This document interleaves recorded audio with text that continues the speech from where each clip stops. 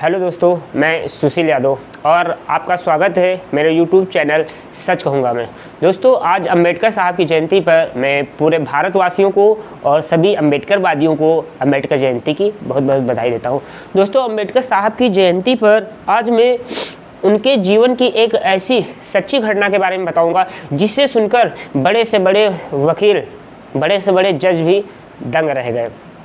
दोस्तों, ये बात है उस समय की जब अंबेडकर साहब लंदन से पढ़ाई करके बैरिस्टर बनके भारत लौटे और जब वो भारत लौटे तो मुंबई की ही एक कचहरी में गए और जब वो कचहरी गए तो वहाँ के जो वकील थे उन्होंने अंबेडकर साहब को पहचान लिया कि ये तो वही है जो नीच जाति का व्यक्ति है।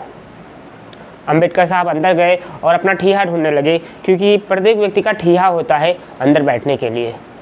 जब अंबेडकर साहब ठिया ढूंढ रहे थे तो जो दूसरे वकील थे वो उन पे टोंट मारते हुए बोले कि अरे अंबेडकर, तू तो बहुत विद्वान है, लंदन से पढ़कर आया है, तू अपना ठिया बाहर ही, कचहरी के बाहर ही लगा ले, तू इतना विद्वान है कि तुझे वहाँ भी काम मिलेगा। ये सुनकर अंबेडकर साहब को गुस्सा नहीं आया, वो मुस्कुराए और बोले ठीक है और कचहरी के बाहर जाकर अपना एक स्थान ढूंढा और वहाँ अपना ठिया लगाया, साफ़ सफाई करके वहाँ पर बैठ गए। दोस्तों, अगर आप अंबेडकर साहब की जगह पर होते और आपके साथ ऐसा हुआ होता तो आप क्या करते? आपके मन में क्या विचार आता? प्लीज़ कमेंट करके ज़रूर बताइएगा। तो दोस्तों, धीरे धीरे अंबेडकर साहब का जीवन चलने लगा, उनके पास छोटे मोटे काम आने लगे और उनकी जीविका किसी तरीके से चलने लगी। कुछ समय बीता और उनका कार्य बढ़ गया, उनके पास अच्छे खासे केस आने लगे और वो उनको संभालते रहे। उसी दौरान एक सेठ जी और एक सेठानी जी जो बहुत ज़्यादा पैसे वाले थे, उनका इकलौता बच्चा जिसको फांसी सुनाई गई। वो सेठ जी मुंबई के हर एक वकील के घर पहुंचते और अपने बच्चे की फाइल दिखाते, लेकिन हर एक वकील उस फाइल को देख कर कहता कि सेठ जी, अब इसमें कुछ नहीं हो सकता है, आपके बच्चे को कोई नहीं बचा सकता है।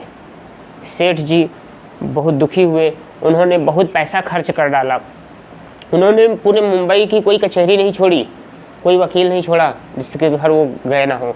अब वो ढूंढते ढूंढते उस कचहरी में के अंदर भी पहुँचे जिस कचहरी के बाहर अंबेडकर साहब बैठे हुए थे।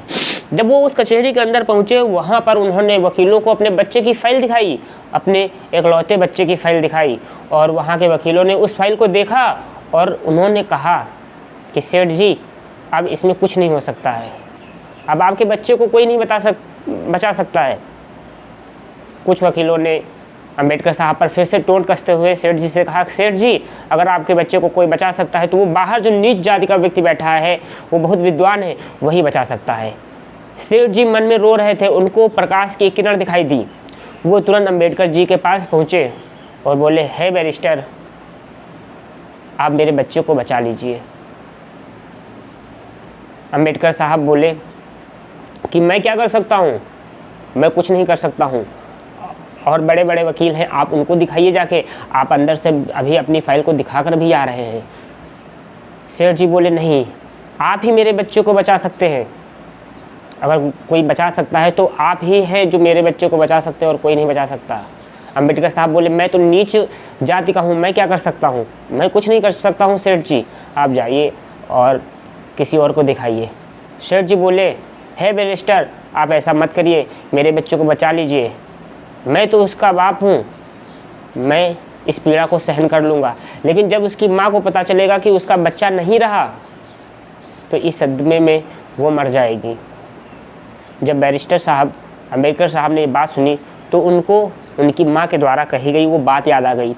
जब उनका बचपन था तब उनकी माँ ने कहा था कि भीमा, उनकी माँ का नाम था भीमा बाई, तो उनकी माँ ने कहा, भीमा, अगर तुम्हारे जीवन में ऐसा वक्त आए कि अगर किसी निर्दोष की जान बचानी हो और उसकी जान बचाने के लिए अगर तुम्हें झूठ भी बोलना पड़े तो निसंकोच झूठ बोलना।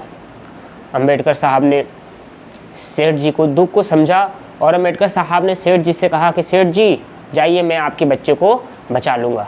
ये सुनकर सेठ बहुत खुश हुआ। सेठ जी ने कहा, है बैरिस्टर, मुझे पूरी उम्मीद है कि आप मेरे इकलौते बच्चे को बचा लेंगे। फांसी और ज़िंदगी के बीच केवल 10 दिन रह गए थे। वो समय भी आ गया। कचहरी लगी, कोर्ट लगी, दोनों पक्षों के वकील आए, सेठ जी भी आए। जज साहब ने कहा, अपनी सुनवाई के दौरान जज साहब ने कहा, अम्बेडकर साहब आप कोई दलील देना चाहते हैं अपने केस को लेकर? अम्बेडकर साहब ने कहा, नहीं जज साहब, मुझे कोई दलील नहीं देनी है, अपना फैसला सुनाइए। ये सुनते ही सेठ जी दंग रह गए। उन्होंने मन में सोचा कि अम्बेडकर, ये तुमने अच्छा नहीं किया। मैं तुम्हारे पास एक आस लेकर आया था और तुम मेरे बच्चे के केस के लिए दलील ही नहीं दे रहे हो। अम्बेडकर साहब ने कहा कि जज साहब मुझे कोई दलील नहीं देनी है, आप अपना फैसला सुनाइए। जज साहब ने फैसला सुना दिया, फांसी की सज़ा सुना दी। और जब फांसी का वक्त आया, सेठ जी के इकलौते बच्चे को जब फांसी पर ले जाया गया और जैसे ही उनके गले में फांसी का फंदा डाला गया, ध्यान से सुनिएगा दोस्तों कि अम्बेडकर साहब ने उस बच्चे को, सेठ जी के इकलौते बच्चे को कैसे बचाया। और अगर आपको ये सच्ची कहानी, ये सच्ची घटना अच्छी लगे तो इस वीडियो को लाइक भी करिएगा, शेयर भी करिएगा और सब्सक्राइब भी करिएगा और अपने दोस्तों से भी सब्सक्राइब करने के लिए बोलिएगा।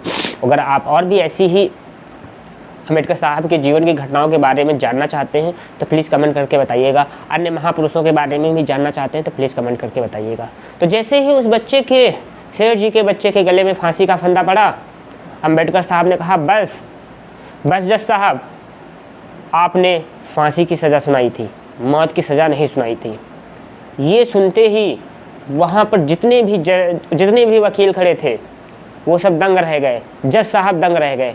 और इस तरह से अम्बेडकर साहब ने अपने ज्ञान से, अपनी चतुराई से सेठ के इकलौते बच्चे को बचा लिया।